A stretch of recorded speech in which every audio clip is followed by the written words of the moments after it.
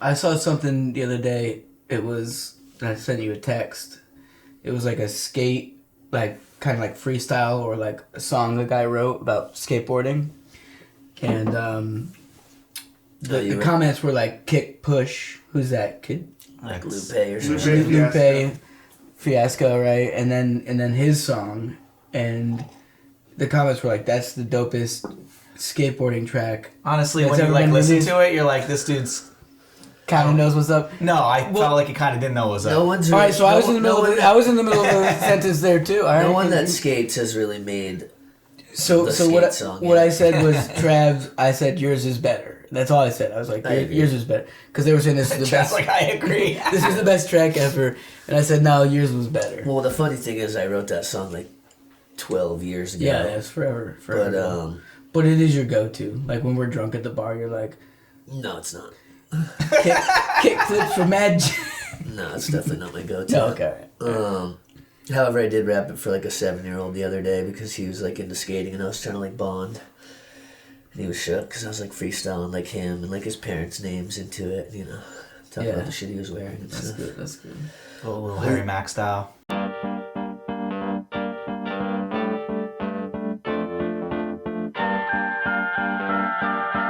evening and welcome.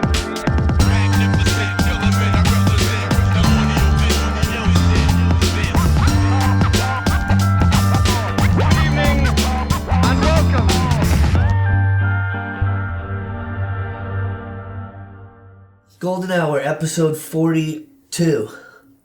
Mace's proud of me right now. Mace's proud of me because I can count from the last episode. All right, that's wild because, just real quick, 42 has been my favorite number for years. And that's how old you are. And it's how old I am. Was 41 your favorite number like a year ago? No. It's just like every year. No, 42 is my favorite number. Why so? Because of The Hitchhiker's Guide to the Galaxy. Oh, okay. The number in that book is the answer to life, the universe, and everything. And I've been a little shook recently with the new kid and everything that's going on in my life. Yeah. And I'm going 42. What is this world trying to tell me? Because I picked 42 like 24 years ago. I think it's been trying to tell you that you've been alive for 42 years. Yeah, maybe something like that. Right, but so hey, Golden Hour, episode 42. I got my man Luke Sullivan and Justin Sullivan. We got Skope. That's right. In the building. What up? Welcome back to Golden Hour 2. The arson. Luke's here visiting from the Bay Area. That's right. Yep. Long time coming. My first co-producer. Piece of time you better recognize. That's right. First I'll be crushing basement shows, battles. So you in the presence of a legends if you're sitting here with us. Legendly. And, so cheers to us, first of all. Allegedly. Yeah, allegedly. Hey, I'm close to the ledge. Don't push me, cuz. Alright. And as always, much love, the man, Shaun Machia. We should start paying Shaun, so hit the fucking subscribe and like and all that cool hip trending. Hip thrust it. Smash that like button. Can. Smash it. Hip thrust it. You know what? Grab your girl's phone, click it on hers. Make sure that notification bell's on. You know what I mean? Don't be snooping around and other shit. You probably don't want to see what she's got. Anyway. So Skope, back for a visit here. That's right. Yep. You just had a birthday. October 8th, if I remember correctly. That's correct. What are you, 62? 44. 44, alright. Yeah. Hell yeah. So how's the West? It's good. Yeah, just chilling, just doing a thing with old dogs and a little bit of AV here and there, and wish I was still skating, but I think we'll reminisce about that while we're chatting. But yeah, Cali's good. God's good, God's bad, but I'm happy out there. But yeah, I wanted to come back because Justin just had a kid and wanted to meet my nephew for the first time, so that was dope. Congrats, Jackson Apollo. Yeah, he's the man. That's what's up. He's like nobody's business, man. Dude, we're making him everybody's business here. We're putting him on blast. He's already like he's 12 weeks old. He's already like kind of walking. He's already switch frontside flipping. Yeah, well, we'll see about that, but yeah, he's gonna. Yeah, so we're gonna bounce all over the place. That's what we do here. But pretty sure you touched on it on your episode, but you guys grew up in Pittsfield, Mass. For people who don't know, right? Yeah, for the first. Well, Pittsfield, Dalton for the first. I was 10 when we moved. He was 8. Yep. Yep. Then moved up to good old Burley. That's right. Yep. And our cousin Nick and Evan, rest in peace, Evan. Evan just passed away last year. They were the kids when we moved to Vermont. Nick and Evan kind of got into skateboarding, and Nick was the one who kind of introduced us to like. I gotta give Nick props because he got me into skateboarding and into rap music, and those were like. That's like my brother too. Especially like my teens and 20s, like that was all I did was skate and listen to rap, so and make rap. So I think Nick deserves a lot of props for that. Yeah, Absolutely, hell yeah, 100%. Props to everybody who put everybody on to something that's dope. Yep. You know what I mean? For Because sure. without people like Nick, my brother, you two, I definitely wouldn't have went down the paths that I have. Yeah, I guess we got a little bit of history too. The three of us, Between the right? three of us, yeah, totally. Well, it's kind of funny because like I was like such separate friends with both of you, but then but not. If Right, that makes it's weird. sense. So we're talking about like our skateboarding Yeah. and the directions we went in the past, and I think how at a you certain and Luke point kind you just got metal, and like we'd go to metal shows, but obviously we were more hip hop. We're a little more fresh. well, less hash. Luke was saying like you punk rockers didn't really want to like be out there filming with us, you know, like, and then the hip hop crew, and I gotta say Luke put me onto hip hop, and you did too. I remember you guys were living, you and your dad Jim and Jared were living on, where was that brick building? Probably Willard Street. Willard Street. Yeah. And the first track that Luke put me on was Sage Francis. It was a song about his sister or something like that. Huh. And that's the first time I was like, this is like The hip hop clicked. clicking with me. You Could be know? more than But just I like mean, rhymes. just growing up, you had obviously heard him with all the old school Yeah, I shit. mean, DOS Effects, EPMD, Yeah. Wu Public Tang Enemy. Clan, Yeah, Wu Tang. and Public Enemy. Yeah. It was a big part of like Luke and Nick's culture, but like for whatever reason, I was like, let's go Metallica, let's go Slayer, let's Yeah, I just remember like going up to your guys' house on the Ave, obviously before there were any skate parks or anything, and we go like skate the old shopping plaza over there, Yeah. Manuel, and But you know, I Some of those heads gotta out say a that big way. shout out to Downset was the first group that me, you, and Nick found together. I That just was, like- listened to that album recently. That was It like holds up. crossing the genre. It holds up, dude. It's Yeah. it's that, like a light hardcore blue- hip hop light album. blue covered. It's got like the dude with a "In God We Trust" over his eyes or his mouth. Right. Yeah. It says something like freedom or something. Like They that. were like sort of like a Rage, but more hip hop ish. Yeah, they almost like what Limp Bizkit didn't do right. Well, what I didn't Right, realize yeah, exactly. was the lead singer of Downset initially kind of like resented Rage because he was actually from the hood and he felt like Rage was kind of posers and they were like doing the same music, but they were always getting compared to Rage because Rage came out a little bit a little bit earlier, and then he kind of That's how I feel about Eminem. yeah. So the lead singer from Downset, his name is Ray Anthony Oropez, and Rage Against the Machine actually approached him after Zach De La Rocha left Rage Against the Machine, and they asked him to be the lead singer of Rage Against the Machine, I didn't know that. and he was like, "Wow, like." He's got Drop the bag on that one, didn't you, bud? but I mean that's real, you know what I mean? He just didn't want to do something that wasn't. Yeah, I mean, along those lines, just because we're gonna pivot all the time, because that's what we do here. I just got a call earlier from some dude. He's like, "Oh, this is such and such from something promotions. Was wondering if you want to do a show with," and he goes, "with Lil," and I go, "Nope." Like no clue what like was, LIL. yeah, like Lil. Oh, I like- mean, insert whatever it is next. Like I'm all set, bro. There's too many of them. Well, Little- if you had started with big, like I'm not trying to do little things. I'm trying to do big things. It's like Lil Wayne, and I you're think like, you're "Oh, supposed to say pause. I recently learned. if it was Lil something Wayne, could that be might have been taken- alright. if it was Lil Wayne, you might have been like, okay, I can get that bag." If he's gonna, it depends on how much cheddar he's got for me. Or Actually, FaceTime a Lil Wayne one time briefly. It's pretty ironic, but that's a story for another time. He's skating, Lil Wayne. Yeah, he's doing his I've thing. seen him do some kind of cool shit, dude. At the Bear. I mean, look, it's not like what we know as like. He does it. But he did like a 50-50, 180, and I was like, that's kind You of. know what? Skateboarding's for everybody. Skateboarding's for everybody. I disagree. Skateboarding is not for everybody, but skateboarding can be for everybody. Skateboarding's not for posers or like culture vultures. Skateboarding is not for me to participate in anymore, but I will. I mean, like, I hear watch that. it. We gotta talk. We gotta talk about that. We gotta talk about that because something I wanted to talk about was like like I saw Jamie Thomas at like 50 years old, and he did 50 tricks. Yeah. And I was like, for him. damn. That's Jamie Thomas. I ain't no Jamie Thomas. I'm just saying. So a lot of times in skateboarding, you hear like, skate for life. If you stop skating, fuck you.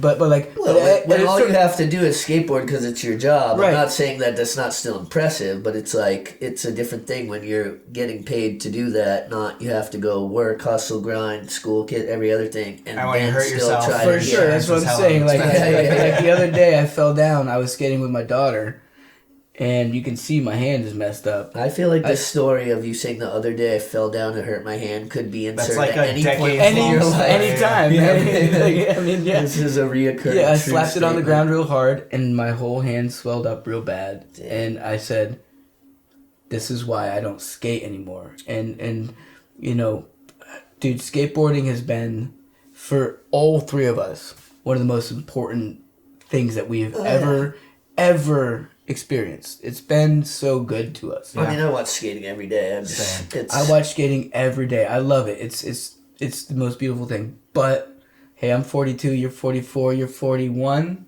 Don't worry about it.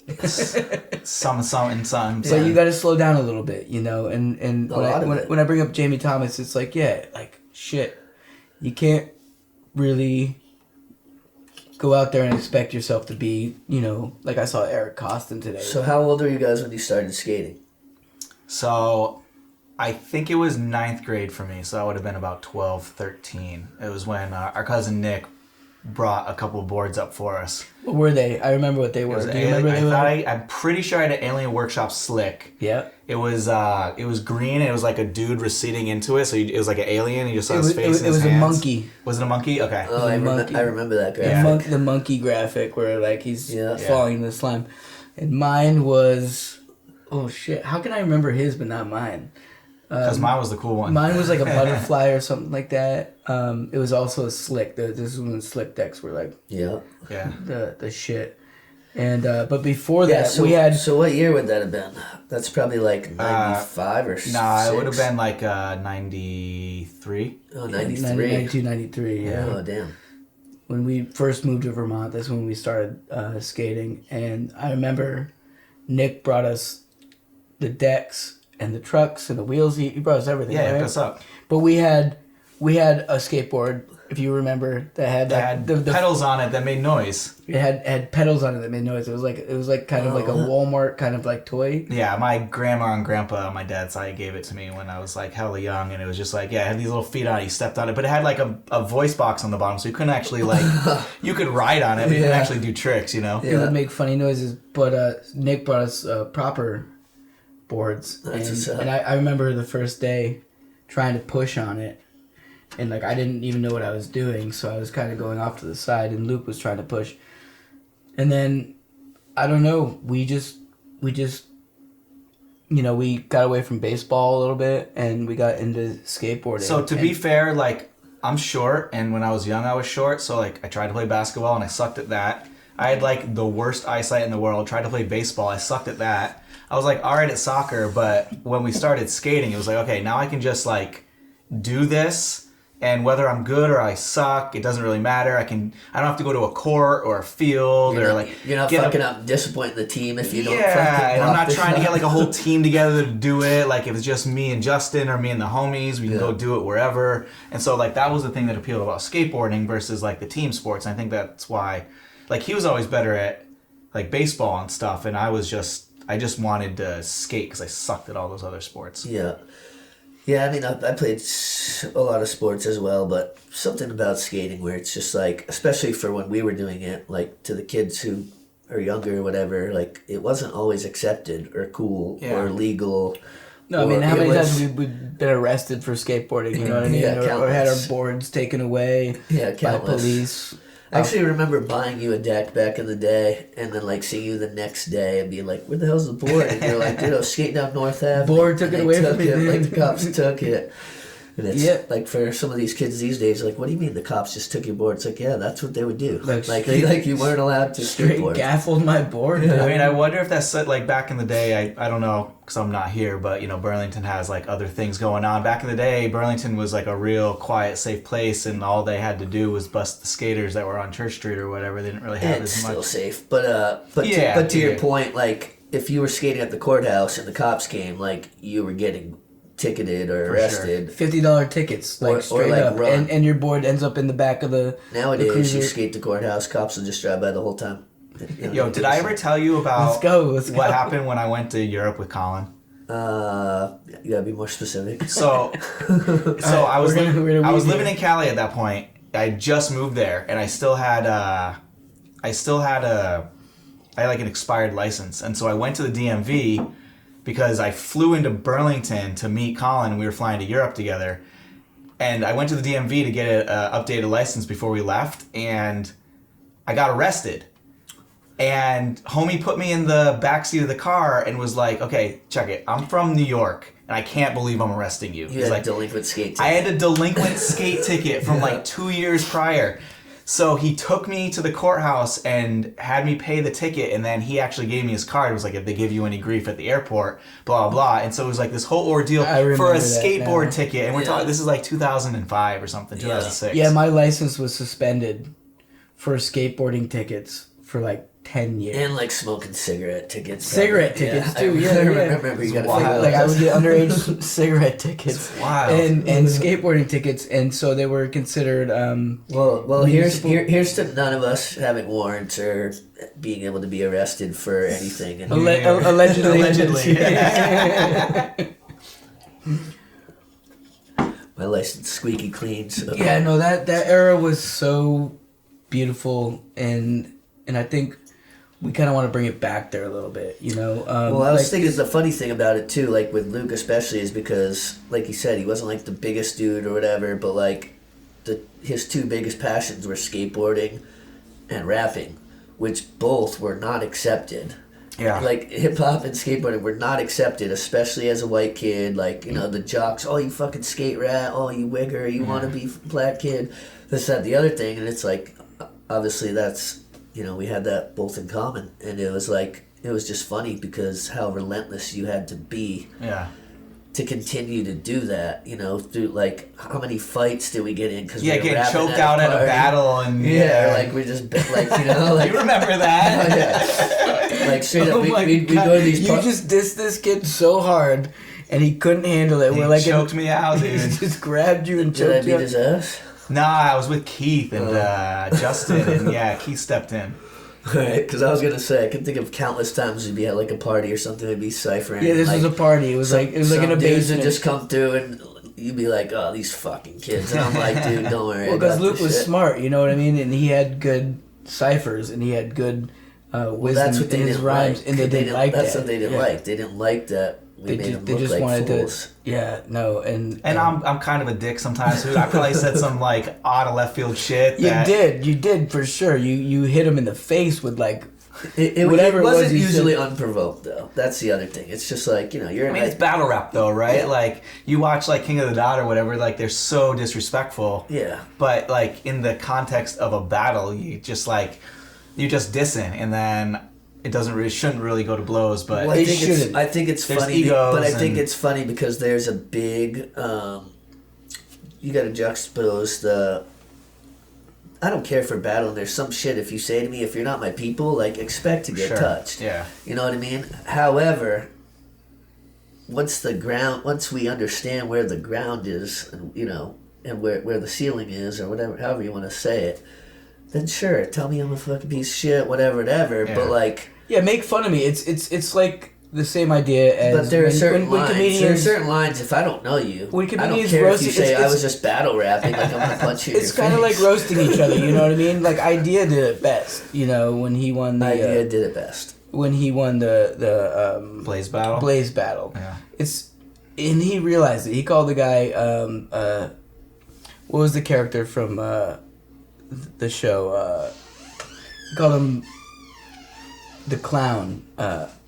Humpty the Clown. Remember Humpty the Clown from Homie the Clown? Homie the Clown. He called him Homie the Clown, right? Humpty the Clown, Homie the Clown. You're talking about In Living Color. In Living Color. Homie, don't play that. Yeah, and so he called this guy Homie the Clown, and the guy just like sat down, and it was just like defeated. But it's like comedians roasting each I'll other. never you forget know the what I mean? first time we ever saw Idea. We went to that show in Mass. Yeah. It's in like Northampton. Was it like Can Ox was there? Yeah, maybe Mr. Liff. Yeah. And That show like was we dope. definitely knew who I Idea wasn't there was. for that. We definitely knew who Idea was. But I think like, it was me, you, Dub. I think Dub was there. maybe Forlo. Yeah, maybe. Paulie? Was Paulie there? Nah, I don't think Paul was there. But like we knew who Idea was, but he was like, he was like 15 or 16. Yeah. Like we were all kind of just starting to really do shows and like, Yeah, back in that day, to like hear an underground dude, like you had to actually get their tapes or their CDs. Like Napster was a thing or whatever, but it wasn't the same. Luke Sullivan.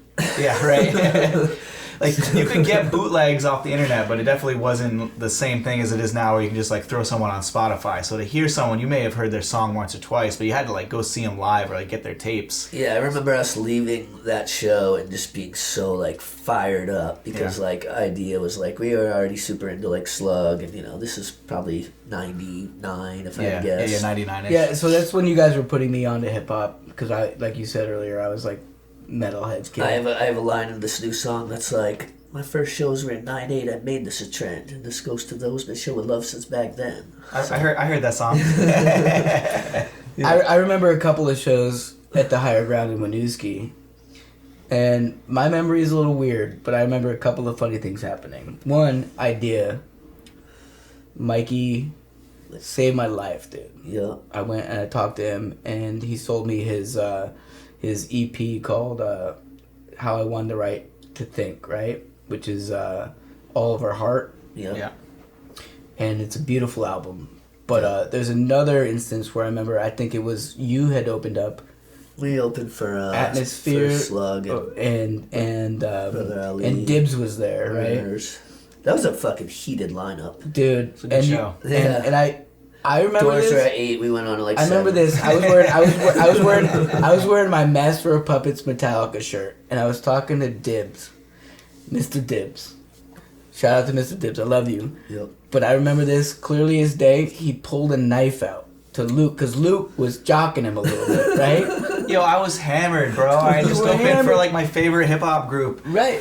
And so you're jocking this guy, and I'm just talking to him. And I have no memory he- of this. Let the record show. I have no memory of All right, this. So I this, have this a is all memory. his memory. So I got this Master of So Puppets some of shirt it's on. probably true. It's absolutely fucking true. Dibs pulls out a switchblade, like a flick knife, because Luke is just jocking him so hard, and I was like, stop.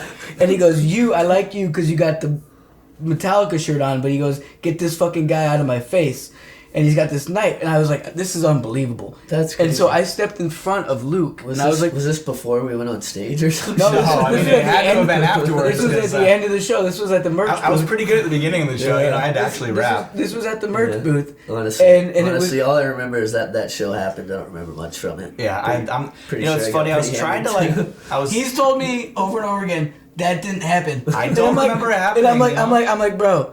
He pulled a knife on you. I stepped in front of it, and I Like, told him. perception is a hell of a thing. I know it is. And look, memory. shows from 20 years ago, 15, 18 years ago. 25 years. Memory- 25 years ago, yeah, whatever. Like, yeah, Me- 25 years ago, holy shit. Memory is parallax, right? You know Yeah. what I mean? That's a good Buck 65 song, by the way. Some of our, I think some of our first times, like going on the radio and like, first Higher Ground shows were definitely like 99, 2000. Yeah, it was when Higher Ground was in Winooski. Yeah. Did you? And we did like Nectar's a few times. Yeah, I mean, let's talk about like you opened up for Josh Martinez. Mm-hmm. You opened up for Sage Francis, Brother Ali. Brother Ali. Did you open up for Atmosphere? Like They you- opened you- up for me. You guys were killing it back then. And What do you mean we're killing it? no, listen. Here's what I'm saying. Hey, I wrote my first rap song in like 20 years for your album, so. Thank you. That was dope. You crushed that. Yeah, so And shout out to Keith Shape, Oh, yeah. who was making beats back then, yep, and I is have to making get, beats now with Justin Shapes to come Jelanis. on. Yeah, Justin They're just doing- did the beat for my album that Luke and I have the song on. So they got a great album out right now called J&K LOL. Have you heard it? No. J&K LOL. Alright. I thought it was the gayest thing that I ever heard. Can't say that anymore. Oh, Yeah. it was queer.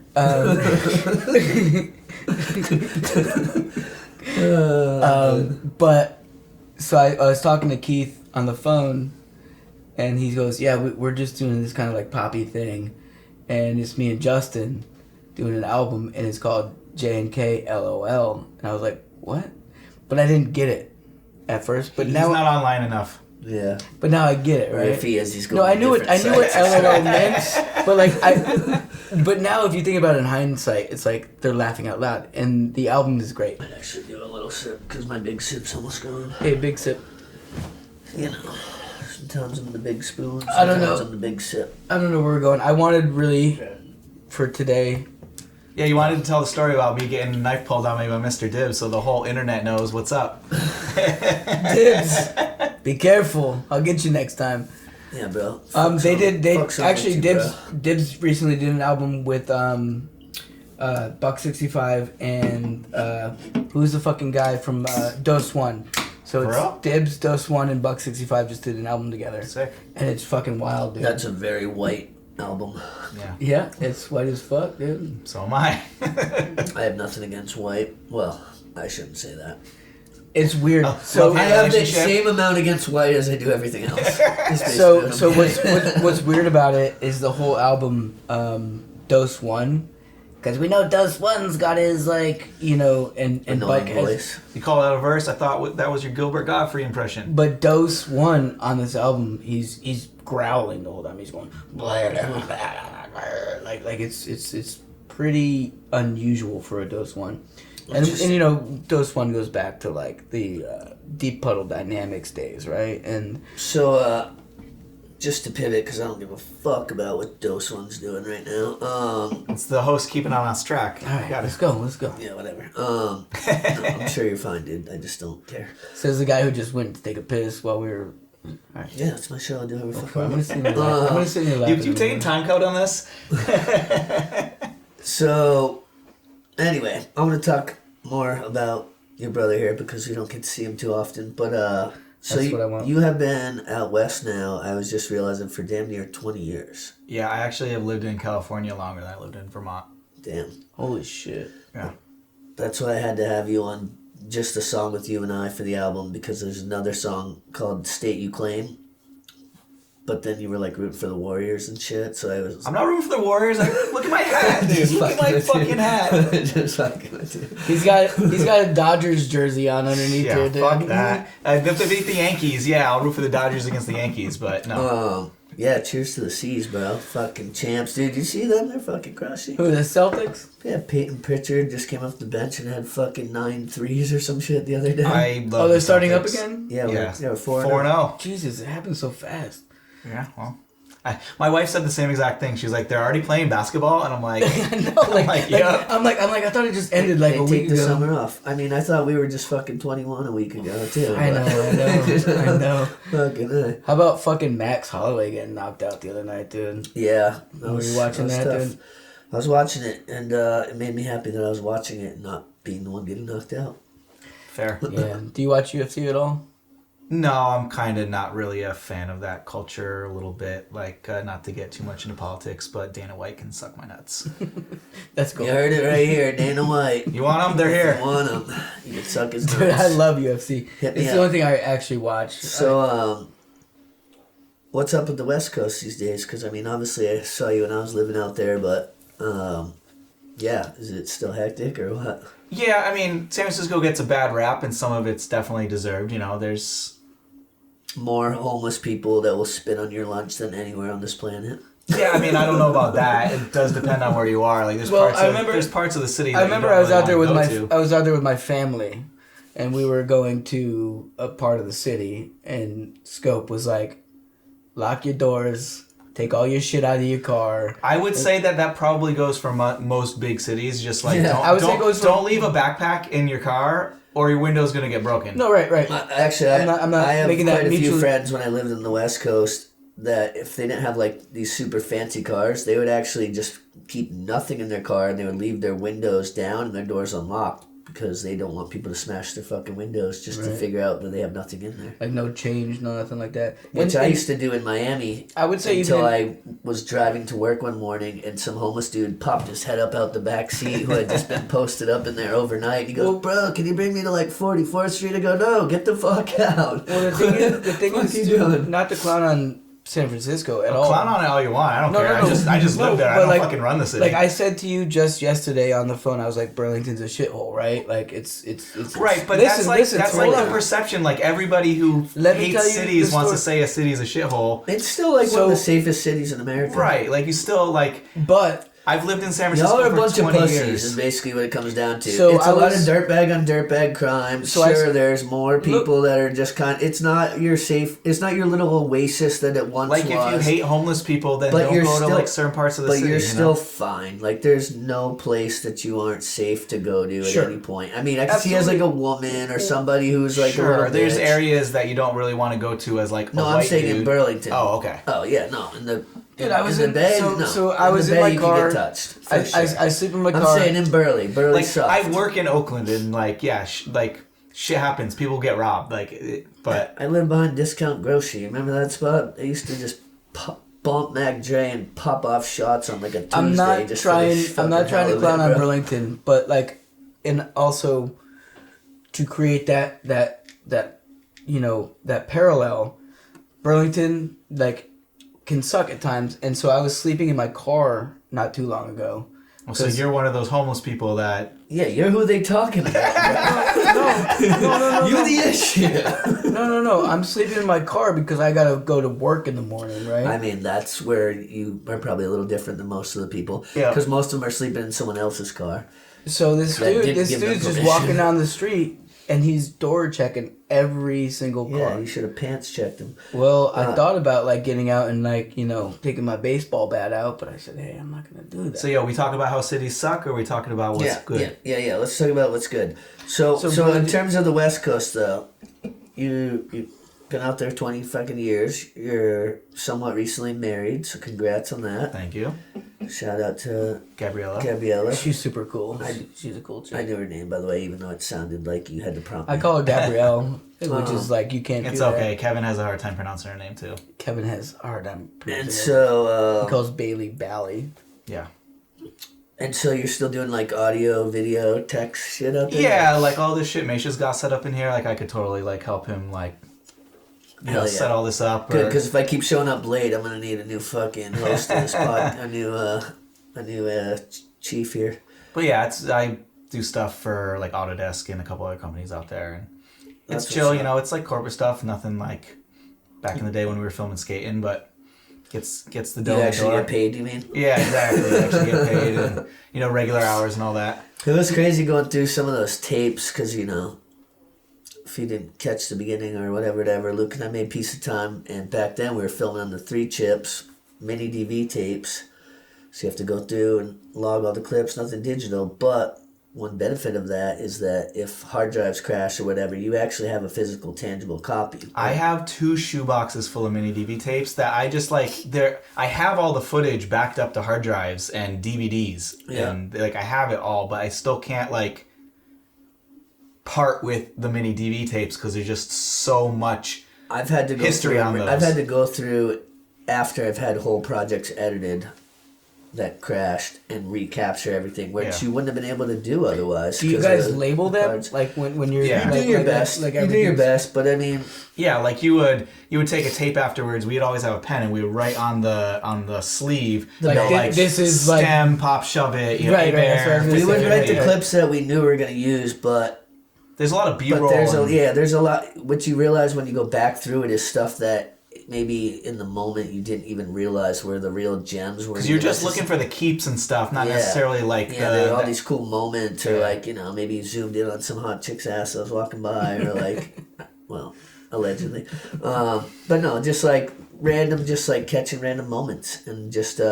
So that's got to be nostalgic for you to go back through them. Do you go back through them? I have not. I don't even have a way to go back. The only time he does is when I holler at him, and it's been years. But when I'll be like, "Yo, I need you to fucking find this shit." Well, and the homie that did the talent doc, he hit me up on Facebook, and I went back through and found a bunch of footy you that sent him that fakey flip. Tailside Bigs fan of mine, so thank you, because I never even knew. I don't remember that I did that. I remember seeing that, and I was like, "Damn!" I hadn't seen that he since surpassed we did it. me now, Trav. Yeah. I hadn't seen that clip because we had used the fakey flip tailside in like Pizza Time. Yeah. Because it was like, I think someone walked in front of the camera on the one that's in the doc or whatever. Yeah. Right? So like when I was at the premiere. And like saw myself do that, I was like, "What?" I did. That was such a great video, Pizza Time. I remember how like big that was when it came out. We had A Bear. I would say it was a monumental video. It was just and it was great for its piece of time, whatever. Sure. Right. I mean, everything is a product of its time. I mean, everything from like the artwork on the cover by Jason Allen. With the guy with his hands in his pockets and like the clock on his face. I think what the for me the most my takeaway from it was the era and a lot of the kids who then later. That's right. It was like we kind of. Our goal wasn't. We didn't even know we were making a video. First of all, right. I was thinking about that because like some of that footage is. Like, that came out in, like, 03, right? 04. But some of that footage was filmed in, like, 01, 02. Yeah. Well, so... Shit was so dope, dude. So that at video... first we were just, like, out, like, filming clips. And then once we got that spot on Clark Street with Burroughs I was just about to bring up Clark... I was going to say Kirby Street. We started, like, kind of just putting stuff on a timeline or whatever. And we were just like, damn, we, like, could probably make a video. And then once people started to see, this is what I got... And the real vibe was that people would always, after a day of skating, or if you just came by to like smoke some tree or whatever, you come by and like, capture some footy. This is what homie's got so far, and you start seeing it build up to the point where it's like, okay, well now we're making this project. Well, the thing was though, too, the level of talent at that time was immense. Like it was so big. Here's one of the funniest things about Piece of Time ever. Y'all paying attention? So around the time that we were moving out of that place, we were selling Piece of Time DVDs and VHSs. POT. And Piece of Time, the acronym is POT. And so you're going to talk about this raid in the house? So we're having a party. We're moving out of the house. I was just about to bring this up. Yeah, so for all y'all that are going to dispensaries to buy legal weed and everything, yeah, you're fucking welcome. And so we're having this like party or whatever. This is just where my head was going. It's like nothing too crazy either. Anyway, there's it's just like the homies. There's like 30, 40, 50, 60 people there or whatever. Such a bad night. And everyone's pretty much like packed up. We're like moving out like the next day type shit or whatever. And all the neighbors are our friends. 90% of them are at the house. Didn't you get in trouble? No. I did not. And I was not even at the party. I have a clean record to this day, so sorry about you. And so, yeah, like the cops come and like people are like probably smoking weed or whatever, and they seize the house and we're outside. No, this is downtown Beerlington on Clark Street. And so they have like my house seized, whatever the fuck that's supposed to mean. I wasn't allowed to enter, but there are still like people in the house that are like the guests or whatever. So anyway, they're like, we want to go in and search it. I was like, no, dude, like you're not going and search my house. Go get a warrant. So they were like, they were like, we'll go get a warrant. So they seize the house, right? At like 3 o'clock in the morning, they finally get a warrant, and they go in and they find the box labeled POT. POT. And it has cash in it. Piece of time. Because my dumbass thought that was a good idea. And it has cash in it. And so they seized the like $1,000 or whatever's in there that were literally video sale money. Yeah. Literally. And just like money from selling Piece of Time. Yeah. But anyway, yeah, so that was pretty hilarious. And we ended up getting the money back. I mean, in the same box were like checks from like the University of Vermont for buying the video, like the B-side. They had nothing. Yeah. They were just like looking for something to do. You guys, well, the thing was that house was pretty rowdy, right? I mean, we're not going to... The house wasn't rowdy. It was rowdy. I remember like snow skating out of the front door, and I'm just saying It's rowdy. just and normal Beerlington shit. Dude, it was just it was a skate house. The rowdiest thing about it is we'd have like some skater kids there like eating pizza, smoking bongs. Yeah, but the thing is, kids like you and me were public enemy number one at that time, right? Like they were looking for a reason to get on your fucking case. It's not that we were public enemy number one. It's just that we were always out and about. We were like in the streets. So it's like if you live in a town that's 8 blocks and you're like out there every day just doing shit they don't like, you know, like fucking skateboarding and like selling fucking 20 bags of weed or whatever, you know, like... Well, that's what I mean. You know, they're of course you're going to run into them, but to say public enemy number one, I mean, I'll put it this way, they weren't my enemy, so I don't know. Sorry about you. I'm sure there are plenty of haters. I just, you know, I don't get time for But they were just looking for something to do. Well, I was doing something, so that's why I wasn't looking at them. And it was great, because the video came out, and it was an amazing video. Yeah, we had a premiere at, where did we do the premiere? We did the premiere at UVM. Oh, at Royal Tower Theater. Yeah, that's right. And then we did another one at Talent, the old Talent. Yep.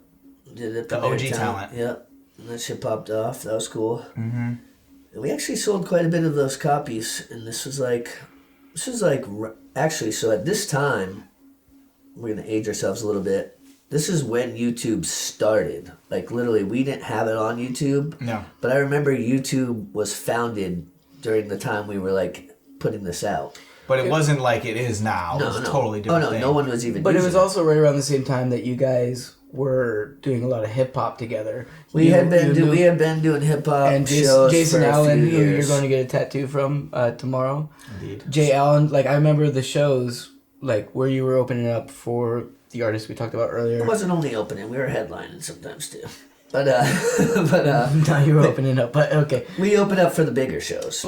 But we had. I'm just saying, Jason Allen did the artwork for Piece of Time, right? Correct. And he was also part of like your live show. I remember he used to do this cool shit where you guys were performing live. Yeah, and he would do live art, art, right? It was dope. And he would do like his graffiti live kind of thing. Well, so the whole like Source Unknown thing, which we could like kind of pivot to your point, right, yeah. was like that was already like Shape and JMA were already kind of doing that type of vibe when Luke met them. Like they were, you know, it was like Keith would be making the music, whatever, and Jay would be drawing, you know? Exactly. And then Skope linked with Shape, and then some of the times, you know, I slowly, like, started going out there a few times with them, and then we all became, like, tight or whatever, but that was the whole thing about a live Source Unknown show is, like, you were gonna see, like, DJing, you were gonna see breaking, you were gonna see graph, you'd have the homies beatboxing, you know? Like, yeah, we had a lot of different members that did a lot of different things. Yes. It wasn't just about emceeing. Yeah, and a lot of people, and then like... the two of you were, like, at that time collaborating pretty well, and I remember... We were like, doing quite a bit of shows. Like, seeing you, the two of you had this kind of, like,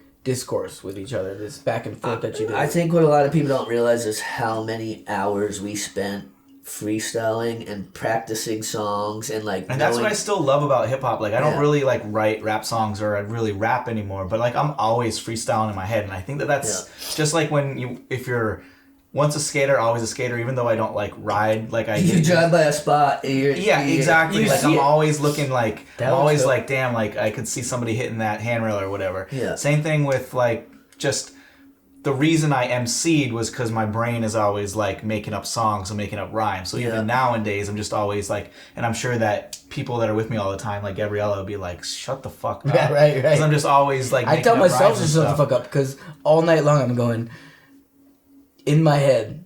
I'm going, you know. I'll first what think rhymes with broken wrist? Skope is pissed, broken wrist. You know, the locust can. You know, it's so here's the thing. When we were fucking getting in like rock and hip hop, you could count on one hand in our state the amount of people that were actually out there making hip hop, like really making it. Just like not even that we're good. I'm just saying like period. You know what I mean? And it wasn't on some like, oh, let us be cool. It was because we were about it and we just happened to be fucking cool. So on top of that, what I don't think a lot of people really ever realized is like Skope and I would freestyle for hours and hours every day. If we're walking the store to get fucking Doritos. freestyling We're freestyling at each I mean, other. it even started before that with Kyle Burrows Sure. and The first dudes I ever rapped with were Kyle and Lee. Lee Yeah. Baker, right? Yeah, Lee Baker. That's right. Right. And That's funny because the first time I ever heard, before I even met Kyle, was Luke played some shit of them on the radio, and Burroughs was like, "So deep and shake up my mud boots on." That's hilarious. Shout out to Burroughs, Kyle. And NV, naturally vicious. Yep. Yeah. Yeah, it's funny. I'd go up to the islands after school. I'd like take the bus from Shout out BHS to to SB. I'd jump on the bus with them. And we go up to the islands and we just like do stupid shit and freestyle and. You guys were just ciphering, and you know, when you think about people like white kids from Burlington, Vermont, ciphering in the '90s, it's like whatever, you know. Well, if you think about that, you're thinking about us, because that's like that's what I'm saying. Lyric and Phantom. But I mean, Yes. we also and them, but they were in Essex. well, we That's also can talk about like Which we are in right now. things elevated and Shout out escalated, Dev. and Shout out Jeremy. And Burlington shit. got, you know, and A-Dog was a huge part of the whole scene. And we've got Mantis, and we've got... Manus. It's not Mantis? No, his name's Mantis. Yeah, All but right. he lives out west. He's been out west for like 10 years. But then we got Zach. He's out west too, right? I'm just saying, I'm talking about earlier on. I'm just saying. I'm talking about like in the 90s, not like now where they are. So I would say... But then there was like Fatty B and Nasty. I would and say like, here's the cool thing about at that time with hip hop or whatever. It was all new. I'm not saying hip hop was new or we invented the wheel, but we invented the proverbial. It was a nascent scene at the time. We invented the beautiful. proverbial snow tires it was for our beautiful, state. dude. It was a beautiful thing. Because Like, when I first moved here, I mean, I've only been rapping for a year or so, but I was like, nobody's gonna be rapping there. You know what I mean? Like, There was a point where we were sort of laying the groundwork for like local hip hop, similar to how the dudes above us that were a little older than us laid the groundwork for the skate vids. Yeah. Like the dudes that did Shred the Rad and like Seth Neary with Beerlington. Absolutely. Right. Sort of like laid that foundation that we sort of ran with, and then you ran with even further, and it just sort of bubbled from there. well, that homage is so important, though. That's like literally the last song on my album's called Homage, but like, that's one thing. I don't need to be respected, celebrated. I don't need anybody to dick ride me. I just insist that people pay homage to the people who made it possible for people to, not even just hip hop or skating or any of that, just like acknowledge that there are people who, there's no exit 20 without someone building exit 1. You know what I'm saying? Right, sure. So And you're at saying the end of the you day, paid homage. without the Some homage is meant to be paid. and I'm not even saying that homage has to be paid specifically to any entity per se or any human. It's just important to the to idea understand that the you history. are not. But I mean, yeah, like Machia over here, homage is due where homage is due, oh, right? 1,000%, You know? 1,000%, and Shred and the I'd be rag. remiss if I didn't mention like Machia was fucking crushing it, rapping, packing those like we used the Friday night ciphers at Shaun and Pat's? and Bill, Shaun and Bill's Shaun and house. Bill, yeah. That would be there often.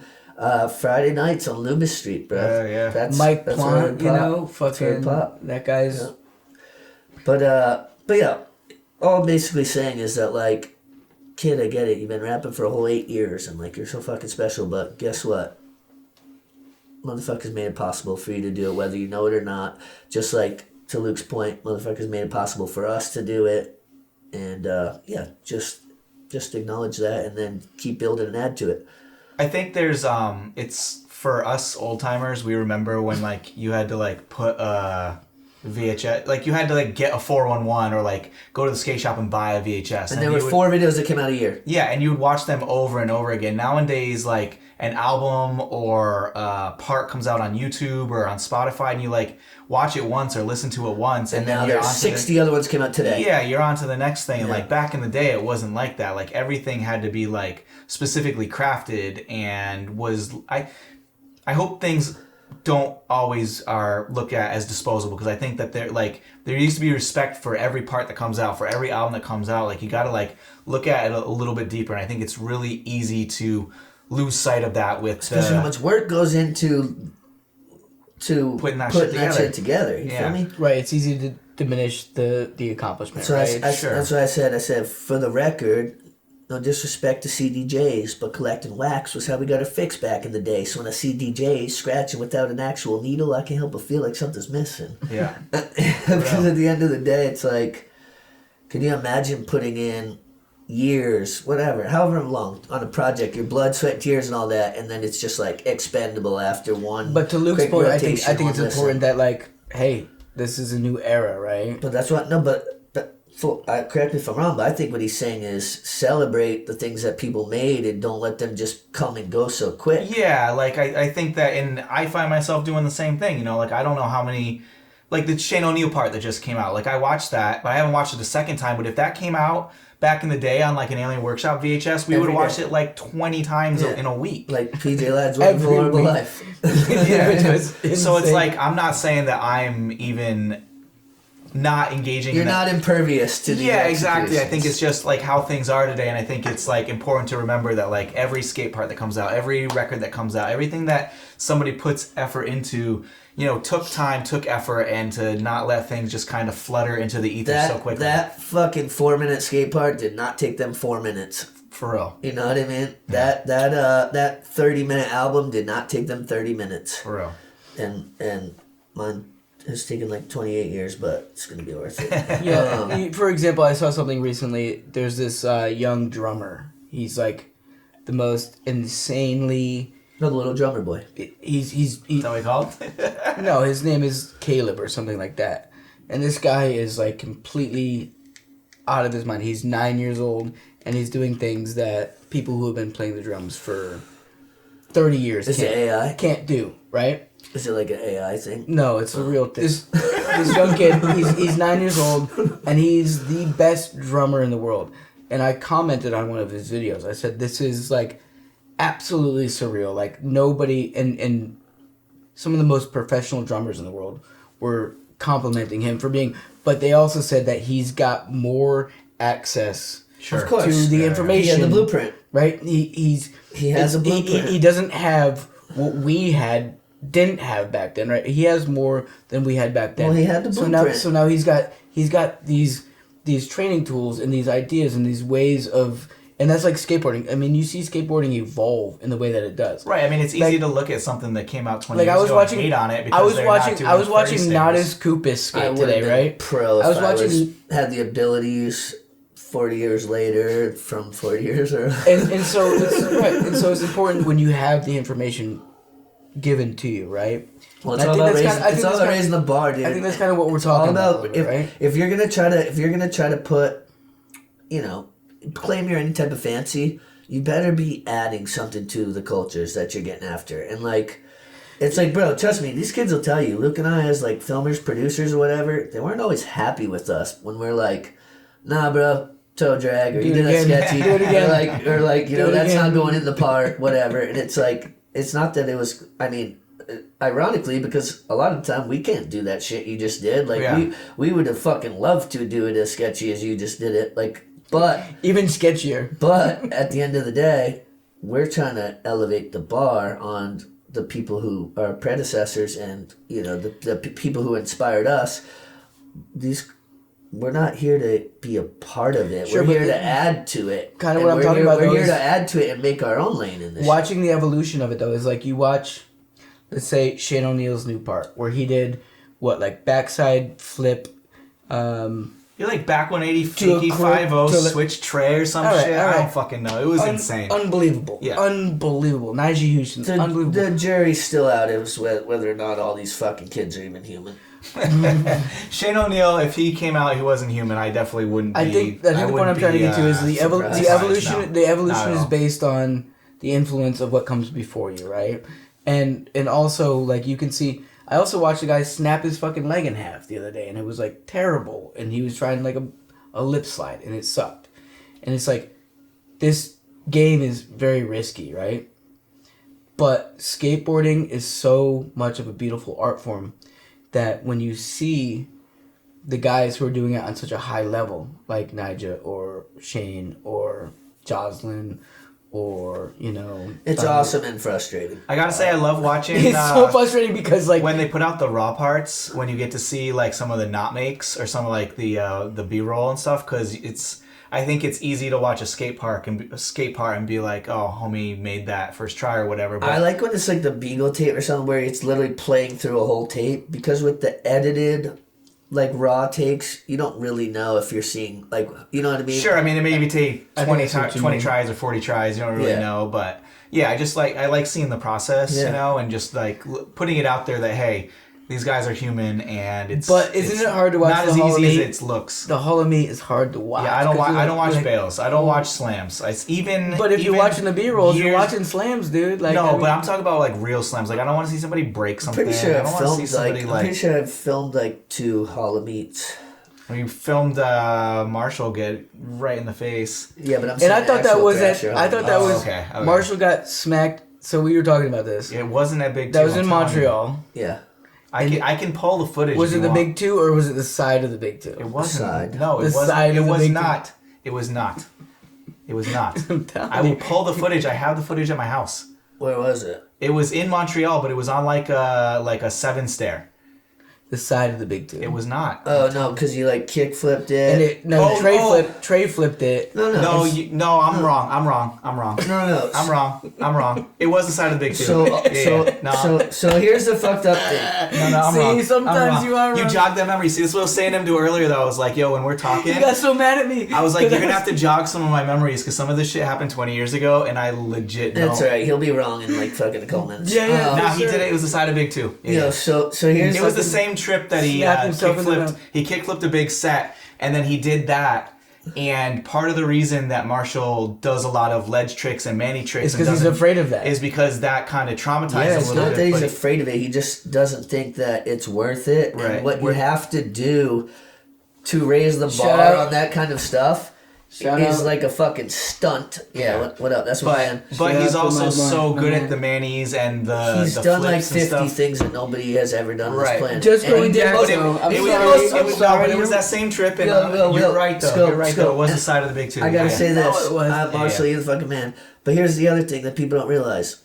Marshall's a lazy motherfucker. So when you see him do switch heel, tail, 360 or whatever, that was probably like second try, third maybe, because if it wasn't the first like 5, he's like over it. Yeah. So this fool has done so many tricks that are like, I promise, you give me $1 million and tell me my whole family will die if I don't do it, you're all dead and I'm still broke. He's gonna do it within a couple of tries, and he's done that like numerous times. Yeah, some of like crazy shit. Yeah. So, all right, sorry. But wait, hold on. I'm glad you jogged that memory. Back to that Montreal shit. Here's the funny thing. So Marshall's parents, you know, when these kids are underage, their parents would have to write them a permission slip. Yeah.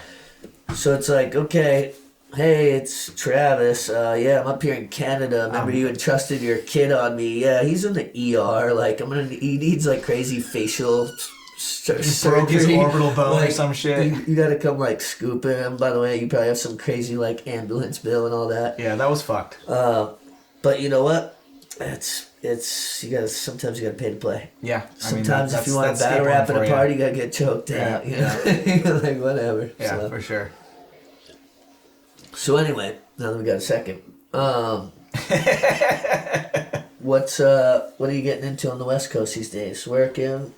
Yeah, other than work, you know, because obviously that keeps me plenty busy. I'm mostly focused on rescuing old dogs. So I don't actually do the rescuing myself, but I volunteer at a place called Muttville, which is a senior dog rescue.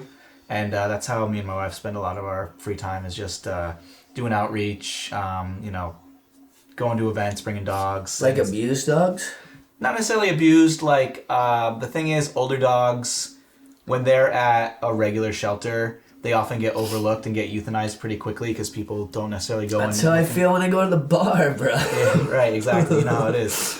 So this rescue Muttville started because they were trying to get older dogs into a place where they could thrive a little bit more than in a traditional shelter. And so they're not. Some are definitely abused. Some are definitely neglected. Oh, so they're pretty much all older dogs. Yeah, it's all 7 years or older. So yeah, so that's what we do, and then, you know, just getting out. You were climbing for a while, right? Yeah, we were into rock climbing. I think COVID shut down a lot of the gyms where we were training, and we weren't getting out so much, and we just kind of like, I wouldn't say lost the passion for it, but it was just rock climbing is something where you really have to be training a lot to do it. Yeah. Especially as you get older, and if you're not training a lot, It's like martial arts. it gets You really lose your really gains. hard. So, but yeah, just living in Cali, just Now, what part of are you in the Sunset or? yeah, we're in Outer Sunset. Okay. So that's like, what's considered outer, like Q? 35th. Yeah, Q and on. 35th and R. Okay. Yeah, so we're out there. You went on. Well, I actually didn't realize until I said it. I meant Q and beyond, not Q and on. Whatever, in the Sunset in San Francisco. Everything's laid out alphabetically. Yeah, so like... It's dope out there. We went out there about a year ago with my daughter. A little over a year ago, right? It was like 2 years at this point. Maybe 2 years ago. And Time just flies. The Bay Time just flies Area. at this age. it Yeah, does, yeah. the Bay Area. Bailey's really The Bailey area. she thinks it's cool that she's been to California and none of her friends have ever been to California. Hell yeah, that is cool. I didn't go to California only once before I moved out there, so. Yep. Yeah, so that's what I was going to kind of circle back to. So, right after Pizza Time or whatever, you and Fox ended up working for, like, the Detour. Well, it was actually before Piece of Time that I went on tour because I bought the computer we made Piece of Time on off one of the dudes that we were on tour with. Okay, but you went twice, right? Weren't you commentating for Chris Cole at that point? Chris Cole was on that tour, but I went technically twice, so I did the cross-country tour once, and then Fox was doing the tour a couple of times, and then I went to Cali for the finals of the Do Tour one year. That was the original Do, like the Free Flow Yes, tour. exactly. What was your role in that? Were you like you were like Yeah, I was doing the announcing. They called me the mouth. And like a- as and like a they were judge, doing too. tricks? You No, would I say, wasn't. No, I wasn't judging though. We had the so we would go to cities and we would do like best trick contests, and the pros that were on tour with us, it kind of changed. Like we had a couple, like I think Evan Hernandez and Trainwreck, and a couple of guys were with us for the whole tour. But then other guys shuffled in and out. We had like Ben Gilly was on for a little bit, and yeah, Chris Cole came on for a little bit. And that was like something through Fuse, right? How that initially popped. Exactly. It's so weird how my memory works, because like then Greg was on with that, and then like I worked for Fuse, and then it's like just the whole 'cause like, we were making connections Yeah. through the homies, and Yeah. so having like different roles or whatever. so that was cool. That was fucking rad. But yeah, that's how we got the money to make Piece of Time. I got the money from that trip. Yeah, see, it wasn't selling weed. Not And I got the camera for my birthday, and then I think I feel like I bought that camera or something weird like that. No, I got the VX from, I'm pretty sure it was from ZJ. My mom bought it off him and then I bought the Death Lens for it, and then I'm pretty sure you got the VX. Wait, mom bought afterwards. you a camera? Yeah. You know what she bought me? Probably out of jail a Like bunch a- of times. a bunch of smoking cig tickets. Pair of underwear or something like that. to get you into some private school or God something damn. after you got kicked out of BHS. Yeah. I didn't get kicked out of it. Oh, you definitely did. Yeah. As a matter of fact, I got kicked out of BHS And you because didn't they even live thought I there. was you. I got kicked out. When I went back and eventually went to BHS, they thought I was already kicked out. Yo, but in people reality, it was definitely you. mistook you guys every now and Oh, then. yeah. Like, I remember someone starting a fight in City Hall Park because they thought Justin was Travis, and then that was a whole thing. And Well, it's just- we talked about this in the first interview. Well, what's funny is we used to go to each other's school and play each other. Right, I was gonna wear my Essex. I was gonna wear my Essex high school. I'm in like today. German class, and me no sprechen Sie Deutsch, and he's like off, I don't know, hooking up with some chick or something. No, I'm like, sitting- I'm the sitting in the- fucking I'm cops sitting in come the- in to like arrest him, and it's me, and they're like, I'm bringing me sitting in the library it's messed up. with Eric Dion and Travis Card at Essex High School. I'm supposed to be at Beerlington High School. It's, forever away. Hey And kids, trust me, there are better ways It's to operate. okay. It's fine. Don't do what we We did. already did. Yo, this was before social media. This was like the internet was a thing, but not really a thing. It wasn't like, I don't know, shit was just different back then. There weren't cell phones. We all had pagers. Yeah. I swear to God, I have a little boy who's 12 weeks old. And by the time he's I 40, pray to God he doesn't act like I acted, when I was in my teens. Nah, I don't think. Well, it's like we had a good mom, so you were a bad kid, and then you were a bad dad, so you have a good kid. Wait, what? No, Not bad dad. Like you're gonna treat your kid bad, just like he won't make the same mistakes you made. Well, so I'll say this. Like, our kids, for a plethora of reasons, will not do the hectic shit we did, at least at the age we did. For one, because the world is just a different place nowadays, and like, also like, you can't even fucking spank your kid without getting DCF called on you. Kids aren't fighting on the playground. You can go into a store and buy pot. So like, you know what I mean? So like, you're saying they're soft. They're soft. They're soft. And it's not necessarily a bad thing. It's, in some ways, it's not a bad thing. Yeah. I just, my boy and my daughter, Bailey, she's beautiful. She's wonderful. She's a soccer player. She's just a good kid, and I think a lot of that has to do with having like a stable and meaningful like household around her, and that means a lot to me. Yeah, for sure. You gotta hold it down for the youths. Yep. I mean, honestly, it's nurture and nature, right? It's like, no matter how hard I try, my dad was always late, so... Yeah. Well, I mean, like, my mom raised us Here you are. similarly, you know what I mean? But it's not like we turned out exactly the same, you know? No, as a matter of fact, you two might be the most similar, most different siblings that I've, like, ever met. I mean, You know what I because mean? there were certain things that pulled us together and certain things that differentiated us. Because, like, personality-wise, you're super different, but, trust me, I'm a voice of authority on this matter. But then there are, like, the things that y'all are passionate about, and, like, you would spend so much time together and hang and have the same friend groups in a lot of ways, and this, that, the other thing. Whereas I feel like a lot of siblings that are, like, they're either just, like, opposite or similar. You know what I mean? Yeah, it's definitely a weird kind of thing, and that's why I wanted to bring us together today to do this, because Luke and I are so polar opposite, but, like the same in so much way. And one of you skates regular, one of you skates goofy. Yep, that's right. That's right. He was all about the fucking heel flips. You were all about like switch flips, kick flips. Yeah. He could do nollie and switch. I could do fakie really well. Yeah. I can't heel flip to save my life still to this day, but I can nollie heel flip like nobody's business. Well, probably not today. That's always tripped me out. Yeah, when dudes could do tricks like switch or nollie but couldn't do them regs. I accepted long ago it's that about I how would your never legs do a work. nollie heel flip. Same. I've never landed a nollie heel I've flip done in my nollie life. back heels, but that's different because you can kind of like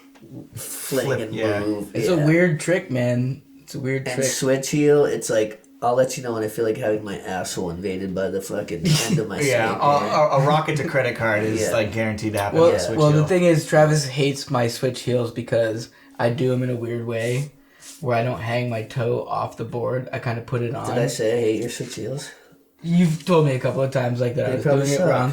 That I was doing it wrong. How can you do a switch heel wrong? If you land it, it's right. I highly doubt that I said you do it wrong. I think I probably said that it's... You busted my balls a little bit Well, about that's it. Obviously. That's likely. Yeah, that's likely. Wouldn't be a good friend without a little ball busted. You know what I mean? That's how you end up with a bunch of soft-ass kids fucking identifying as refrigerators. Whatever. Do whatever you want. I identified as rich when I went to the bank earlier. They did not give me a bunch of money. No, Rich. They saw right through that Your one. name's Travis. It's not Rich. Don't be a dick. Dick, Rich, Dick. All right, I got it. Yeah, is that kind of funny? Like, they're like, oh, Richard. Yeah, Dick. Yeah, It's who's like- coming up with that? It's like, what? Whoever that was the first Richard must have just been a Macy's prick. going like, what are you guys fucking even talking about? The first Like, where are we going with this Well, the shit? first Richard must have been a prick. Or do you think it was like dick was not like slang for genitalia at that I don't know. I've point? been Like, slanging dicks for a minute. So. right, but you're still only 40. I bet Richard's been dick for like 200 years. Yeah, I don't know. But anyway. Yeah, let's keep going for a minute. Let's just go. Let's talk about. We're gonna take a quick little break here, and then we're gonna make Luke freestyle. No, we're not. Not happening. Let's do it. It's not I'll happening. beatbox for you. Right, not happening. Not happening. Especially now. Yeah. Do you want to freestyle? No, Well, then why are you pressuring him to I'm freestyle? not pressuring him. Yeah, you're the one pressuring. Something to say. He said he's the one who brought it Did you up. see the B-side shirt? The hot dog lady? I did see that. That's dope. Does Kyle have a storefront? No. Okay, my mom was saying that he did, and I'm like, yeah, I don't think so. No, but for his chocolate business, he does a lot of the like farmers markets and shit. Yeah, I knew that. It's such a good photo. But I am the only one who can make Shaun have to do a ridiculously annoying amount of editing. Shaun, edit all that shit out. And now okay? Justin. You know, you got this nickname and you brought up Drake or whatever. So people are like, oh, like... Why do they like, call you Drake? Like, what do you... They don't call him Drake. So what do you think... Driz? So what do you... Driz. So what do you Driz? think... Yeah, What do you Driz. Why do they think call you about... What do you... Why do they call you Driz? Hey. So when people are like, so what do you think about... Why do they like, call you Driz? do you need to go on timeout? Do you need to go in the kitty box or whatever it's called? Yeah, probably. So people are like... Penalty box. Yeah, so what do you kitty think? box. What do you think about like Drake and Kendrick? I go, oh, I don't. Yeah, and they're like, no, but like, what do you think though? I'm like, no, like, I don't think about it. And they're like, but like, you have to. I'm like, oh, but like, I don't. Because you're hip hop artists, and you're No. supposed to care No, about. I'm not a fucking hip hop artist. What do you think about Diddy? I What do you think don't. about Drake and Kendrick Lamar? I really couldn't care less, honestly. What do you think about Eminem? I also couldn't really care less. I listened to his new album once, and just like we were talking about earlier, Who do you like now for hip hop? How about that? yeah, that's a good question. There's this dude Raw Poetic. He's really dope. This dude Decca. I think I played him for you. Yeah. You like Decca? Mm-hmm. Yeah, Decca's really dope. He actually just put out a new album. I honestly listen to a lot of the old dudes I used to listen to, like Aesop Rock. Yeah, A$AP Rock, Killing it. Slug, Love Run to Jewels, obviously. To me, it's like if it's not my homies or some old shit, one of my homies has to put me onto some new shit. What Yeah. did Soul say? He said, "If I don't know your name, Because MCs, I ain't feeling you if I don't know your real name. right? You know the lyric. I'm not feeling you if I don't know your real name." Now my closest friends are the greatest artists I've ever known. So MCs, I ain't feeling you if I don't know your real name. Yeah, and that's old too. And That's from- there's that's from good, Bottle- guess there's what? good Guess hip-hop what? these days. I was bumping sure. Bottle of Humans in my store like 2 or 3 days ago. Not because it's trending, No. No, it's a beautiful album. just dude. because I still fucks with I've Yeah. been so And many I think places in I the- think there is definitely cool new shit that's coming out, and I just don't give a fuck unless I have a reason to give a fuck, and I definitely don't give a fuck because the masses give a fuck because their opinion is not typically what I'm aligned with. well, the thing is, like, There's a lot of good underground. I think that's the thing about nowadays is like it's really easy to put out an album. I mean, not easy. Obviously, you know you're going through. It's not like easy, but like it's easier than it used to be. So there's a lot more out there. So there's like so much to sift through. Well, it's easy to make trash too. it's Yeah, also it's so easy, easy to get, make it's, trash, It's also exactly. easy to get stuck in a bubble, right? Where like for me, as like a metal guy who kind of found this kind of hip hop that was relatable to the message that some of the music I had, it was easy for me to get stuck in the Sage Francis, Buck 65, Soul, Anacon kind of bubble. Well, I think you like the poetic side of shit. I just like poetic. I like word. But a lot of I people like would call that like backpack rap or just or whatever, emo. Yeah, right, exactly. See, here's the thing for me. When I was younger, I listened to a ton of hip hop. I don't really listen to hip hop too much these days. If I'm like playing music, it's probably either like reggae or classic or like rock and roll. I just play thrash metal all day long, dude. And it's Yeah, and whatever nobody floats your relates to boat. thrash metal, but it's like it's for me. It's It gets you weird. It's going? weird that like no, it doesn't even get me going. It's therapeutic. It's like a weird thing, like because thrash metal is a terribly misunderstood music where the lyrics, like the band Gojira that I'm really into, they're like an environmental. You know why it's band. misunderstood often? From can't my understand opinion, anything because they're you can't saying. understand it. Yeah. That's the thing. But I can is the thing because And that's the because difference. you read the lyrics and No, I'm I not don't read them. I don't read them. I You- know what they're saying, dude. Like I can hear it. I Okay. can feel it. I can understand it. Well, I think and not only that, I they're- think feeling it and hearing it might be different from my take than like being able to it being legible. I'm never mad at anybody for not understanding like the heavy version of music. Like I completely understand why it's like unappealing to people. It's too much. I'm right? not, I'm Like, not, I don't play it in I'm the not kitchen saying it's because unappealing. I'm not saying it's unappealing or that I don't fuck with it. All I'm saying is that from like a perspective of a lyricist or something, Lyrics are super important. I think for the stuff that I write, I intend for it to be clear so it's palatable. Yeah. But these guys are also playing instruments and like oh, bro, speaking through their I instruments, you know what by I mean? no means am trying to compare myself to them in terms of like talent or what's better. Like that's all obviously subjective. There's just like certain I'm just things that saying why. speak to I'm you. just saying why, because you said it's misunderstood. It's because we can't understand. The same way, It's just like, but the same way, I mean, the same way. Aesop Rock is misunderstood because he's like very Absolutely. abstract. Soul, You know? but if you put more time you can't into understand it, the word soul's fucking saying. When no, you but ask if it. you put more time into it because you care about it, then you can learn and hear it and understand. That's all I'm same saying. with the But- metal, dude. You know well, what I mean? that's what I'm saying. Exactly. But like, I would be surprised to learn that the first time you heard a lot of this screaming, I believe is the official term for it, that you Growling, screaming, yeah, like guttural. Yeah. So like, you didn't vocalization, know yeah. what they were saying the first time you heard it unless you were reading the lyrics. Well, there's certain bands who do it really well. Gojira is one of them. Okay. He has clean. Yeah, actually, I do fuck with them. They're good. He has clean vocals that you can understand what he's saying, but it's still deep and guttural. I could play a song, but What's it I called? won't. Travis Card. What's that? Just everything said like deep and clear. Anyway, You're my best friend. Don't worry about it. I love you to death. so far. I will fucking. I'll love you to the end of time, pal. That's Pause. very nice of you. Pause. But we're getting back to Yeah. the hip hop shit. Well, so here's the thing. I like hip hop. Well, I asked that him my what friends I asked him make, what or he's like- listening to so I like nowadays. throwback hip hop, but like, it's really oversaturated with a bunch of shit that's just fucking painful for me to listen to. So like, unless Skope's telling us like, oh, check this, which is how. Well, I'm gonna tell you shit. a couple of things. Mary Hail Mary Malin. Hal Mary Mallon, which is Rob Sonic and Aesop Rock, Oh yeah.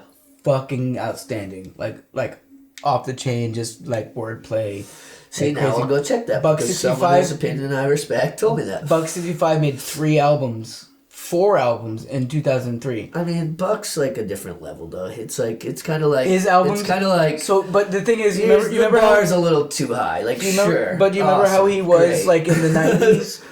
And But also, like, a lot of dudes that we used to listen to are still making good music. It's like, what are you listening to now that's not like Brother Ali or Slug or something? You know what I I mean? never really liked Brother Ali. All right, but you He's know what incredible. I'm saying? Like, I never really liked him. there's dudes that have been making rap music for a long time, but there's I mean, Buck honestly, some of the 65 is dudes that I 52 just got years put old. onto have been making music for like 20 years, but Well, I that's just what I'm got saying. put Like Yeah. throw it out there. You know what I mean? So Or for like me, Elzai and Sky Zoo, a couple guys who used to run to. Sky Zoo came and played at A-Dog Day, and Sky Zoo's a fucking legend.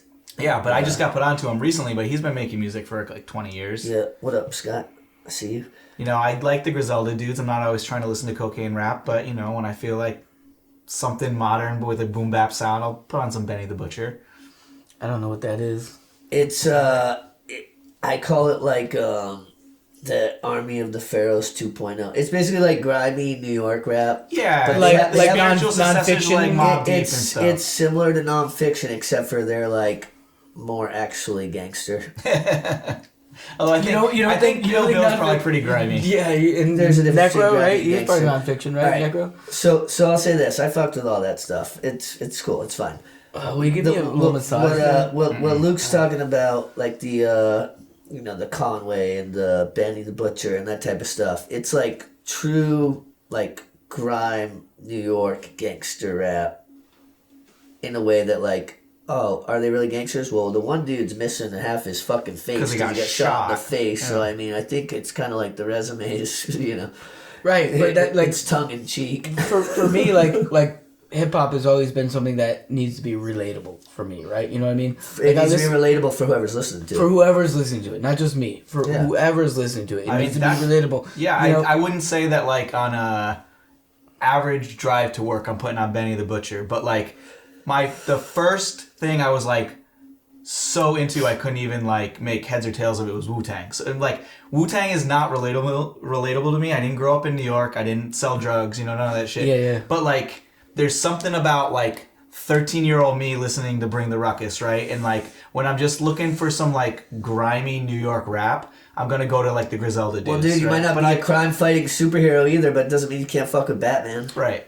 Right. So there's like times where I just what- like want to hear that shit, but like I'm definitely not trying to hear it all the time. Well, 'cause also, I can't you've relate never to been it. in a shipwreck, but you know they exist, right? Like you well, can. also here's the other you can thing be is empathetic in that. Wu-Tang was for it translated because their references and the kung fu and the talking about Transformers and the different cartoons and all Sure. that, and I think that for me, like with hip hop, what I've always loved to do is find ways to include ideas that transcend hip hop. Sure. If you're only rapping about rapping, then what the fuck are we doing here? Sure. Like, you know what Yeah. I mean? Like, so if you're talking about relating different realms of life and different, you know, whatever, whether it be a sport, a cartoon, an action hero, you know, whatever, a feeling of Yeah, well, love, I mean, for me, it was whatever like, it's feeling like you're Public conveying. Enemy and KRS-One were beautiful Yeah, they still are. in their meanings early on, but I was like, I am completely outside of that culture, but I understand that culture exists, right? And so that's important. But the reason like backpack, white boy rap, emo rap, like you said, resonated with me. Yeah, I mean, there was a reason why. I mean, you in drew the it into late my rap. '90s, Company Flow and Rhymesayers and like all that backpack Source shit. unknown. Source unknown. Why Source that like unknown. why that shit resonated with us was Swollen because members. we had been listening to a lot of like New York grimy rap and maybe some of the more poetic rap spoke to us more as like suburban white kids. You Yeah, know? and you take little pieces of everything Well, too. I It's remember- like I you remember might his- not be speaking the same type of content if that's not the life you live or whatever, but you might be into the style, the flow, the idea of standing up for yourself, being, you know, we're just talking about the cops fuck with you, like that's something we have in common with them. You know, Like so listening you to draw Public these, Enemy, you draw right, these right, parallels, sure. and Public Enemy, for example. Exactly. And I remember You can learn about things that maybe you didn't experience, but are still important to have an Sure, so understanding of. that's being empathetic, right, to their experience. And I remember growing up as kids, our stepdad Kevin, hope he's getting better. He has pneumonia right now. You just dated this podcast, but that's all right. What do you mean? Don't worry about it. But he was never a big fan of you bumping that Wu-Tang or that EPMD or that DOS Effects. Shit. Honestly, I wouldn't want my 12-year-old listening to It Ain't No Fun If My Homies Can't Have None But either. You know I what also mean? remember Like, I was get it. listening to Downset and the album, the first album. The song was called "Rape Ritual," and he was talking about protecting his sister from predators, against women's violence, and the whole song is about anti-rape. But our father only heard a few key words in the song. Sure, you might not. If you don't hear what the song's about, you may And then, hear the but bad he words. shut it down, right? He's like, well, we can't. I mean, listen to Luke this. used to hate peppers and onions, bro. So it's like, you know, like you never Now know give me a until you cheesesteak and you shit's never fucking beautiful. you never know until you really now, like now you're comparing you apples approach it and with an onions. open Now you're mind. comparing apples and onions. No, Sorry, I'm not trying to. peppers and onions, but Apples and oranges. Apples and onions is a good one, though. I definitely, you know, like I saw a they're video of a both white kid. on the inside. I saw a video of a kid who's take a bite out of an onion. no, his mom couldn't convince him that it wasn't an onion because he thought it was an apple. And the kid, rather than admitting it was an onion, ate the whole fucking thing some people do that. because he was just mad. Was he crying? No, he was crying. Cutting up a whole But bunch of but he onions? wouldn't admit to his mother that it was an onion, even though his mother was saying that's an onion, don't eat it. And the kid was just Yeah, it's probably just for clout. Yeah. no. I don't think believe anything I see on the internet these days. so. I think dude, the kid was fucking eating an onion. I don't know. I was watching don't- this video earlier and it said her first time and like No, but this kid was You're like, unless, no it was, way. unless it was AI, he was legit eating an onion, and he was doing it out of stubbornness, right? Kids are stubborn, dude. I'm telling you, man. Yeah. Kids are wicked So stubborn. are I mean, adults. yeah, I was about to say you're stubborn as fuck. What are you talking about? So am I. Well, shit. All right, we're getting off topic here. I'm sorry. There's no topic. I love It's you fucking guys. golden hour. I love Hey, you too. hey, I love you. I love you too, bro. It's good to fucking see you. Yeah, we got to. So check out Cardiology. Skope's got a jam on it. It's gonna be tight. Was that the name of the album? Yep. Dope. Cardiology. I don't understand. Is that like about John Cardiel or like No, it's about about your heart? It's about Travis Card. just Fuck. like. But no, I'm psyched to get us all here together. I want to hear that album. Yeah, hopefully this isn't too difficult for Machia to cut together into something interesting. Here's the thing about Shaun Mason. He's gonna have a to cut wizard. half of my shit out. He's a wizard. That'll be cool Uh, to watch him do. just like Venmo, Machia. Like if you're still watching right now, just Venmo, Machia, like any of. I'll Venmo Machia. Yeah, I fucking edit at home too, and I know how much of a pain in the I ass will it too. is. So. And also, just Can like I just give him a 20 spot right now? absolutely. No, that's your daughter's, bro. Then no. I gave that to her. You can't give that to Machia. You got to give him a different 20. Yeah. But if you're still watching and you think it's difficult to click subscribe, you should just probably do it because I always say I don't give a shit. But really, I would like Mason to be able to make money for all the fucking hard work he does. So that'd be cool. We love Shaun Machia. Yeah, Mason's the man. He's just been sitting here quiet, watching us the whole time, Mason's the man. drinking coffee, rocking his A-Dog t-shirt. So Skope, So, I was just remembering a throwback. This might be the first Skope shit I ever heard. Let me see if I can remember. because it's crazy, bro, because I've come home before and, like, been cutting up with you, and you'll kick a rap that I wrote, like, 25 years ago. What if the that parasites all turns out? There's No, literally he goes like there's this, he literally goes like this. no existence What if of the that He goes rap. like, parasite hold on, he goes like turns this, he into goes like this, he parasites? goes, We're all rolling to paradise. he goes, you ain't for real, fronting the whole deal. You think a cash is king, you only in it for the money thing. You ain't for real, let me show you the deal. You think a cash is king, but what does the money bring? Yo, money is power, and power is money. And cash still rules and ain't a damn thing funny. Still hip-hop remains, still true to the East, still real for the MCs locked down in the streets. And it's astounding, our forefathers founding, like lightning we be grounded. So who wants to go toe-to-toe to balance flows and not though, so who here can really flow? Cause my name is scientific, like the theory of evolution, noise pollution, solar fusion, execution on the illusion. That's 9-8 shit right there, It's bro. fucking wild, because, like, I couldn't recite that shit, and I wrote that shit. 9-8, bro. 9-8. Oh, I'm fucking crying dope. a little bit, man. That's good. 9-8. Yeah, I just remember that- couldn't fucking tell you where I parked my car the other night, but you know. I just Remember remember. shit from 25 years ago. I just remember that one cipher you said. We roll the paradise in hopes of paradise, but what if it Turns out that we're we're all just parasites? You know, So you expect to here's you the know how crazy it goes? here's I the crazy don't. thing about with Luke and I. There have been numerous things with songs that we either wrote together or whatever, where either of us would have sworn up and down that we were the one who came with the one part or this, that, or the other thing, and then one of us might realize, oh, you were right, or oh, I was right, or this, that, or the other thing, because of how much we would recite and say each other and like practice Listen, shit this together. motherfucker's been gaslighting me my whole life, dude. Well, this is different. I just told you he doesn't remember who fucking tray flipped and hit himself in the face with a skateboard. Yeah, but he you goes, admitted he goes, once oh it wait, came- you're right. But you you're admitted right." once it came full circle. I know. But what I'm saying is, here's the funny thing about it, is there have been numerous times, like, remember when we were because writing, we would hype each other, we would rap each other's and we lines would be and stuff. writing next to each other, like, Yeah. we would write some shit together, so it'd be For on sure. some shit where it'd be like, even to this day, there were a couple tracks from back in the day where I'm like, was this part my part, or was this part his part, like, whatever. Well, I think that's like I remember when probably that a lot started. of duos do that. Like I have to imagine like when MOP's writing, like Lil Fame and Billy Dan's are sitting there like spitting rhymes and like homie Dan's may say something and Fame's like, oh, let me spit that part, and it's just like it's a collaborative effort. And I think Yeah. that's when like Yeah, remember- really good music comes together is when Yeah.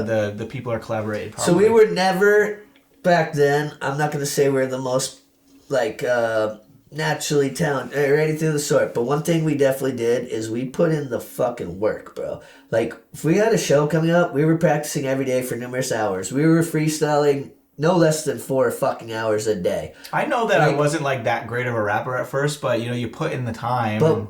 But when we did performances, and people have told me this, not to ride our own dicks or whatever, but like people are like, dude, your shit was always so tight and polished when we did it. Like, remember Battery Park? Yeah, I was actually telling Gabriella about that while I was walking through Battery We were Park playing today. this show at Battery Park. It was called Presenting. This is probably like 2002-ish. And, 2001. 2001. Yeah, because you were there. Mason played. Shout out Mischief and Sender. Yeah, that's right, because it was before I moved.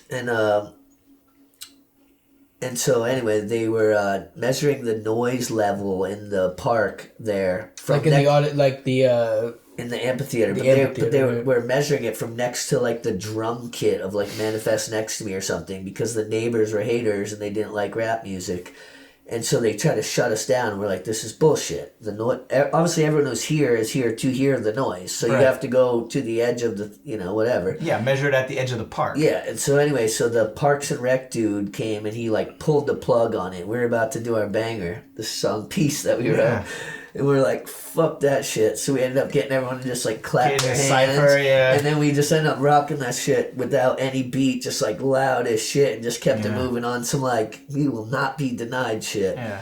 And, you know, this is partly, the whole part of the show is about just talking about how fucking cool my friends and I are. But anyway, Yeah, right. That's it. That's what we're here for. but anyway, also, what I'm basically getting at is that, like, being relentless and, like, putting in the work to get to those points where, like, dude, a lot of the time it was like, oh, let's do a show. Where? It wasn't going to always be at Higher Ground Nectars. It's like, oh, let's go to the local, like, clothing store, the space, and we'll open it there. Oh, how about this park? Here we go. You know, like, find out someone whose house, and we'll get, like, one of our homies set up some tables. Boom, $5.